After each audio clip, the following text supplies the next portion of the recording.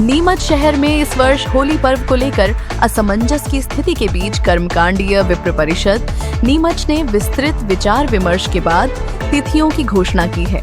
रविवार को शहर के प्रसिद्ध बिचला गोपाल जी मंदिर में सर्व समाज की विशेष बैठक आयोजित की गई थी, जिसमें परिषद के अनुसार होलिका दहन 2 मार्च 2026 सोमवार को रात्रि 1:26 से 2:30 तक मध्य रात्रि बाद शुभ मुहूर्त में किया जाएगा। परिषद ने स्पष्ट किया है कि भद्रा और चंद्र ग्रहण के कारण 3 मार्च को धुलेंडी मनाना शास्त्र सम्मत नहीं है। अतः धुलेंडी छारंडी 4 मार्च 2026 बुधवार को मनाई जाएगी। कर्मकांडीय विप्र परिषद के अध्यक्ष पंडित राधेश्याम उपाध्याय ने बताया कि होलिका दहन का शुभ मुहूर्त 2 मार्च 2026 सोमवार को मध्य रात्रि 1:26 से 2:30 तक रहेगा, क्योंकि भद्रा रहित काल में दहन करना शुभ माना गया है। 3 मार्च को धुलेंडी नहीं खेली जाएगी, क्योंकि परिषद के अनुसार 3 मार्च को प्रातः 6:55 से चंद्र ग्रहण का सूतक प्रारंभ हो जाएगा। उसी दिन सायं लगभग 6:30 से 6:47 तक चंद्र ग्रहण दृश्य रहेगा, लगभग 17 मिनट। सूतक काल में रंग खेलना निषिद्ध रहेगा। पूजा पाठ, भोजन आदि वर्जित माने गए हैं। ग्रहण समाप्ति के बाद स्नान दान का विधान है। इसी कारण 3 मार्च को धुलेंडी मनाना अशुभ बताया गया है। 24 फरवरी से 2 मार्च 2026 तक होलाष्टक 2 मार्च को शाम 5:56 से पहले होलिका पूजन, 2 मार्च रात्रि 1:30 के बाद से 3 मार्च प्रातः 6:55 बजे सूर्योदय तक डोरा लेना एवं गणगौर पूजन, होली ठंडी करना तथा 4 मार्च 2026 बुधवार को धुलेंडी का पर्व मनाया जाएगा। होली भारतीय परंपरा का बहुत ही महत्वपूर्ण उत्सव है, जिसमें अंधकार पर प्रकाश की विजय और धुलेंडी का पर्व आनंद मनाने का है, सबसे मिलजुल कर रहे हैं।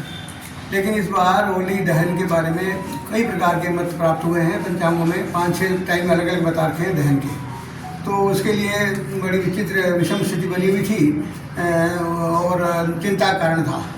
तो इसका निवारण करने के लिए कर्मकांडीय विप्र परिषद ने मीटिंग आउट की और विभिन्न प्रकार के पंचांगों का अवलोकन किया, धर्म सिंधु, निर्णय सिंधु इनका अवलोकन किया और भी जो ग्रंथ इसमें काम आने वाले थे उनको देखा और अंतोगत्वा होलिका दहन 2 मार्च को रात्रि को 1:30 बजे भद्रा पुंछ के अंदर करने का निर्णय लिया। इसके पीछे हमारा आधार सबसे प्राचीनतम और महत्वपूर्ण पंचांग है वल्लमणि राम और जय विनोदी और श्री बंसीधर और सम्राट पंचांग, ये हमारे मूल आधार है।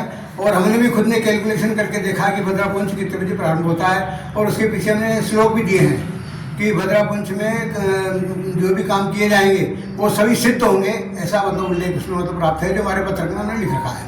और रही बात धुलेंडी की, तो दूसरे दिन सामान्यतः धुलेंडी होती है, लेकिन दूसरे दिन ग्रहण का मतलब जो है सूतक प्रारंभ हो जाएगा सूर्योदय से ही। और कोई भी उत्सव हम प्रारंभ करते हैं तो भगवान को से प्रारंभ करते हैं, भगवान को होली खिला करके, और उसके बाद में शुरू होता है। लेकिन ग्रहण में भगवान विश्राम अवस्था में रहेंगे और उस दिन ग्रहण काल में सूतक में एकांतवास करना, भगवान के भजन करना, इसका आदेश है हमारे ऋषि मुनियों का, एकांतवास करने का। तो उस दिन केवल भगवान के आदेश का पालन करते हुए सूतक से और ग्रहण पूर्ण होने तक हम सब लोग मतलब जो है उनके आदेशों का पालन करें और धर्म कर्म मानसिक रूप से पूजा अर्चन करें। प्रत्यक्ष पूजा होती नहीं है और इसी कारण मंदिर भी बंद रहेंगे। और ग्रहण पूर्ण होने के बाद में फिर जो है मंदिर वापस खुलेंगे, भगवान की पूजन अर्चन की जाएगी, स्नान उनका अभिषेक वगैरह होगा, श्रृंगार होगा, फिर बाद में पट खुलेंगे। इस कारण इस दिन केवल मतलब जो है जब भगवान खुद ही मतलब विश्राम अवस्था में है तो हम क्यों मतलब जो है ये उत्सव मनाएं। तो इसलिए इसका धुलेंडी का पर्व 4 तारीख को दूसरे दिन मतलब खुल करके अपन ने करने का मतलब निर्णय लिया और सब आनंद से उसको मना सकते हैं। इसमें कोई और शासकीय छुट्टी भी इसी दिन घोषित की हुई, ये भी एक कारण मान सकते हैं अपन। बस इतना ही हमारा कहने का है। होली उत्सव को लेके जो एक मतभिन्नता और थोड़ा सा संशय का वातावरण है, इसको लेके कर्म विप्र परिषद, सर्व समाज और समाज प्रमुखों की बैठक का ये निर्णय है कि कोई मतभेद नहीं रहे और नीमच में एक ही दिन सब साथ में मिलकर उत्सव मनाएं, कोई कन्फ्यूजन नहीं रहे। इसलिए 2 तारीख को रात्रि 1-1:30 बजे से लेके 2:30 बजे के बीच में होलिका दहन का कार्यक्रम रहेगा। जिसमें कोई किसी प्रकार का मतभेद नहीं रहे, सब पूरे नीमच में एक साथ होलिका दहन हो। और 3 तारीख को चूँकि चंद्रग्रहण है तो सूतक काल है, इसलिए 4 तारीख को धुलेंडी पूरे नीमच में एक साथ खेली जाएगी। तो ये सब पूरे नीमच में एक साथ उत्सव मने, कोई कन्फ्यूजन नहीं रहे, कोई किसी प्रकार का मतभेद नहीं रहे, इसलिए यह निर्णय इसमें बैठक में लिया गया है।